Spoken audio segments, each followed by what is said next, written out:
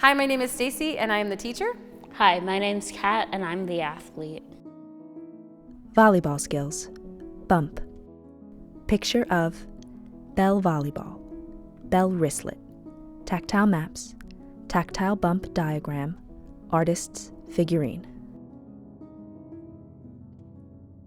In this video, we are going to go over volleyball bumping or volleyball passing with students who are blind or visually impaired. The two tactile diagrams we have are the volleyball court and then also the volleyball bump pass. And so for the court, it's really important to make sure you're always orienting your students to the space. And with volleyball, there's a lot of different types of lines on the court. So a great way to also make that accessible is you can put a piece of string down, tape over top to have a tactile court on the actual gym floor. And so, Kat, I'm just going to hand you this volleyball court.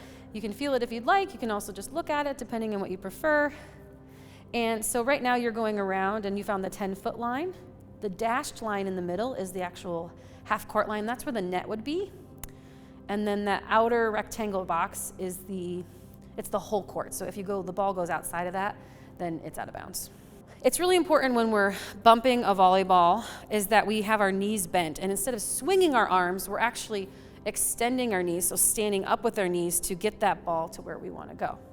And so I have just a tactile diagram again of an outline of a player. So she starts with her knees bent, her forearms out, and then you'll notice that she's stepping forward in the next one with her forearms nice and straight. Use an artist's figurine with the athlete to demonstrate the movement.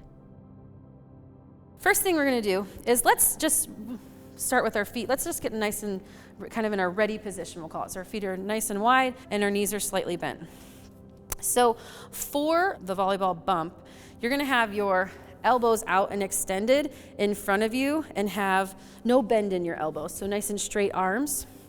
And I'm just going to show you how I do it on the artist figurine. So nice and straight out. I'm going to bend the artist figurine as best we can. So if you want to just kind of feel how straight those arms are.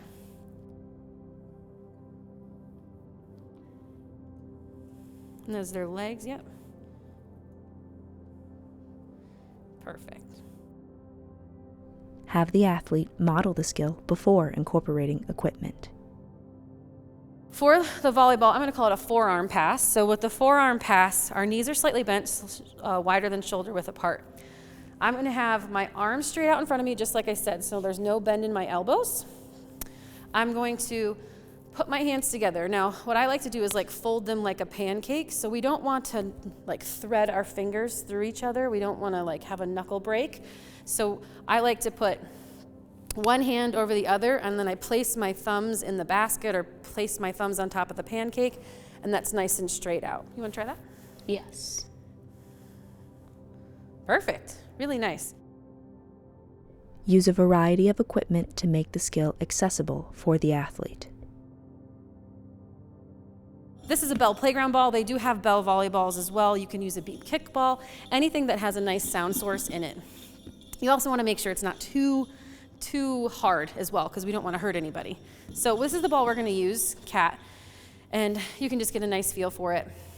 What we're going to do is I'm going to have you stand on a poly spot in your space, and I'm going to toss it to you, and we're just going to practice you bumping it back to me at your target.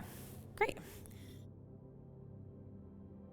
All right, so Kat, just so you know, I'm about 6 or 7 feet away from you, and if you wanted to walk that distance, you could to pace it out, but I know that you might not have to do that. So would you prefer to walk to me and back, or are you good where you are? I'm good where I am. Great.